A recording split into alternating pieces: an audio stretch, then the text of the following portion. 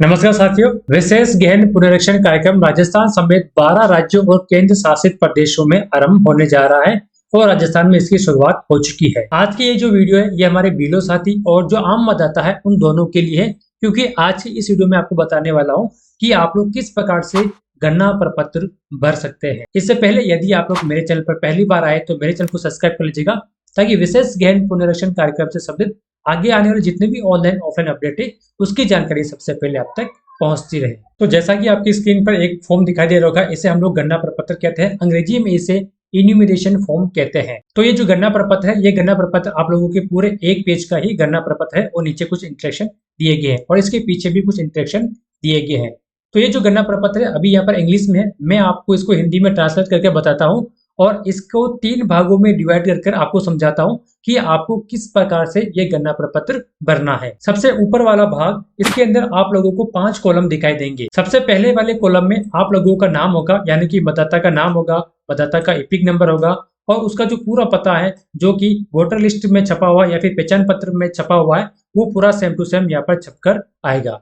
उसके बाद में अगले वाले कॉलम में उस मतदाता की क्रम संख्या, भाग संख्या, विधानसभा का नाम, लोकसभा का नाम भी यहाँ पर छपा हुआ आएगा। अगले वाले कॉलम में एक क्यूआर कोड छपा हुआ आएगा। ये हर मतदाता का अलग अलग क्यूआर कोड होगा। अब इस क्यूआर कोड को बीएलओ अपनी बीएलओ ऐप को ओपन कर SIR वाला ऑप्शन में जाकर वहां से एक ऑप्शन मिलेगा स्कैन क्यूआर कोड वाला, वहां से स्कैन कर इस गणना प्रपत्र को ऑनलाइन फिल करेगा, यानी कि इसको ऑनलाइन अपलोड करेगा।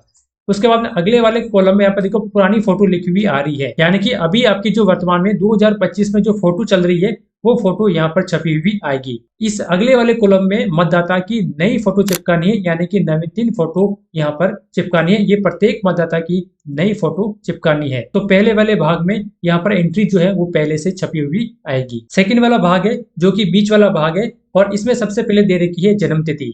अब देखिए जन्म तिथि आप लोगों को जो पहचान पत्र में लिखी हुई है वही जन्म तिथि यहाँ पर आप लोगों को लिख देनी है। लेकिन अब मान लीजिए यदि पहचान पत्र में जन्म तिथि पूरी नहीं लिखी हुई है, क्योंकि जो पुराने पहचान पत्र बने हुए हैं उसमें सिर्फ सन ही लिखा हुआ है, तो आप लोग मतदाता से पूछकर दूसरी जन्म तारीख लिख सकते हैं। जैसे कक्षा 10 की मार्कशीट में क्या लिखी हुई है या फिर आधार कार्ड में डेट ऑफ बर्थ क्या लिखी हुई है, वो डेट ऑफ बर्थ आप लोग यहाँ पर लिख सकते हैं। उसके बाद में आधार नंबर, यदि मतदाता आधार नंबर उपलब्ध करवाता है तो आधार नंबर आप लोग लिख सकते हैं। यदि मतदाता आधार नंबर नहीं उपलब्ध कराता है तो यहाँ से आधार नंबर छोड़ भी सकते हैं। वैसे ये सभी मतदाता के पास में आधार नंबर है, तो आप कोशिश करें कि मतदाता से यहाँ पर आधार नंबर लिखवाने की कोशिश करें। अगला वाला ऑप्शन है मोबाइल नंबर। सभी मतदाता के मोबाइल नंबर यहाँ पर जरूर लिखवाने हैं। उसके बाद पिता का नाम लिखना है और यदि पिता का पहचान पत्र संख्या यानी एपिक नंबर है तो वो यहाँ पर आप लोगों को लिख देनी है। उसके बाद में माता का नाम लिखना है। यदि माता का एपिक नंबर उपलब्ध है तो यहाँ पर आप लोग लिख सकते हैं, वरना इसको खाली भी छोड़ सकते हैं। उसके बाद में यहाँ पर जीवन साथी का नाम लिखना है और यदि ये जीवन साथी का एपिक नंबर है तो वो एपिक नंबर भी लिख सकते हैं। तो ये बीच वाला पार्ट है जिसमें आपको इस प्रकार की डिटेल भरनी है। सबसे महत्वपूर्ण भाग है सबसे लास्ट वाला भाग, इसको आप लोग जरा ध्यान से समझिएगा। अब यहाँ पर इसमें देखिए 2 भाग है। ये वाला जो भाग है ये दाया भाग है और ये वाला भाग है जो बाया भाग है। अब इस बाएं भाग के अंदर यहाँ पर लिखा हुआ है विगत विशेष गहन पुनरीक्षण की निर्वाचक नामावली में विवरण, यानी कि यदि आपका नाम 2002 की सूची में है तो ये वाला भाग आप लोगों को भरना है, यानी कि दाया वाला भाग आप लोगों को भरना है। अब मान लीजिए आपका नाम 2002 या फिर 2003 की सूची में नहीं है तो ये आप लोगों को नहीं भरना है। अगर 2002 की सूची में है तो ही आप लोगों को भरना है। अब मान लीजिए यदि आपका नाम 2002 की सूची में है तो यहाँ पर आपका अपना नाम लिखना पड़ेगा, यहाँ पर आपको एपिक नंबर लिखना पड़ेगा, यहाँ पर रिश्तेदार का नाम लिखना पड़ेगा, यानी कि माता या फिर पिता का नाम लिखना होगा। उसके बाद में रिश्ते का नाम का मतलब हो गया, जैसे यहाँ पर आपने आपका नाम भर दिया, यहाँ पर पिता का नाम भर दिया तो रिलेशन में यहाँ पर पिता आ जाएगा। उसके बाद में जिला लिख देना है, राज्य लिख देना है और विधानसभा निर्वाचन क्षेत्र के अंतर्गत कौन सी संख्या थी, यानी कि विधानसभा की संख्या यह लिखनी है, उसके भाग संख्या यह लिखनी है और 2002 की सूची में किस क्रमांक पर आपका नाम था वो क्रम संख्या यहाँ पर लिखनी है। आपको ध्यान में रखना है यदि आपका नाम 2002 की सूची में है तो ही आप लोगों को लिखना है, वरना आप लोगों को यहाँ पर नहीं लिखना है। ये आप लोग थोड़ा सा विशेष रूप से ध्यान में रखिएगा। अब बाएं वाले भाग में क्या लिखना है आप लोगों को, देखिए बाएं वाले भाग में क्या लिखा हुआ है, उस रिश्तेदार का विगत विशेष गहन पुनरीक्षण की निर्वाचक नामावली के अनुसार विवरण जिसका नाम बाएं कॉलम में लिखा गया है। क्योंकि बाएं कॉलम में तो आपका नाम लिखा गया है तो ये आपके रिश्तेदार का नाम लिखा जाएगा। अब रिश्तेदार से मतलब है माता पिता दादा दादी चारों में से किसी एक का, यहाँ पर आपको मैं एक विशेष बात बता देता हूँ, क्योंकि सभी बीएलओ साथी बीएलओ ऐप के जरिए मैपिंग कर रहे हैं, यानी कि प्रोजेनी को ऐड कर रहे हैं, चाहे वो सेल्फ प्रोजेनी हो या फिर एड प्रोजेनी हो। तो आप लोगों ने जो ऑनलाइन मैपिंग करी है, जो ऑनलाइन आप लोगों ने जोड़ा है, उसी के अनुसार भी ये फॉर्म भरना है।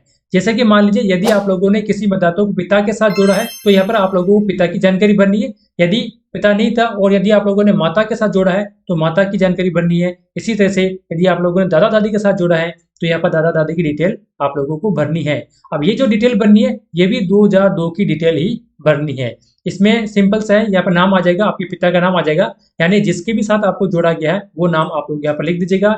उसके एपिक नंबर आप लोगों को लिख देना है। उसके बाद रिश्तेदार का नाम का मतलब जैसे यहाँ आप लोग पिता लिख रहे हैं तो आपके पिता का क्या नाम था वो आप लोग यहाँ पर लिख सकते हैं। इसी तरह से यदि आप लोग माता लिख रहे हैं तो आपके पिताजी का नाम यहाँ पर आ जाएगा, यानी कि माता के पति का नाम यहाँ पर लिख देना है। उसके बाद यहाँ पर रिश्ते का नाम आप लोगों को लिख देना है। रिश्ते का नाम आपको अपने अनुसार लिखना है, यानी कि जैसे आप लोग यहाँ पर पिता की डिटेल भरी है तो यहाँ पिता आ जाएगा, माता की डिटेल भरी है तो माता आ जाएगा, दादा दादी की डिटेल भरी है तो यहाँ पर दादा और दादी आप लोगों को लिखना है। उसके बाद यह जिला लिख देना है, राज्य लिख देना है ना। उसी तरह से फिर से विधानसभा की संख्या लिखनी है, भाग संख्या लिखनी है और क्रम संख्या लिखनी है। तो इस प्रकार से ये जो लास्ट वाला भाग है इसको थोड़ा सा आप लोगों को ध्यान में रखना है। दोनों ही स्थिति में 2002 की लिस्ट के अनुसार डिटेल भरनी है।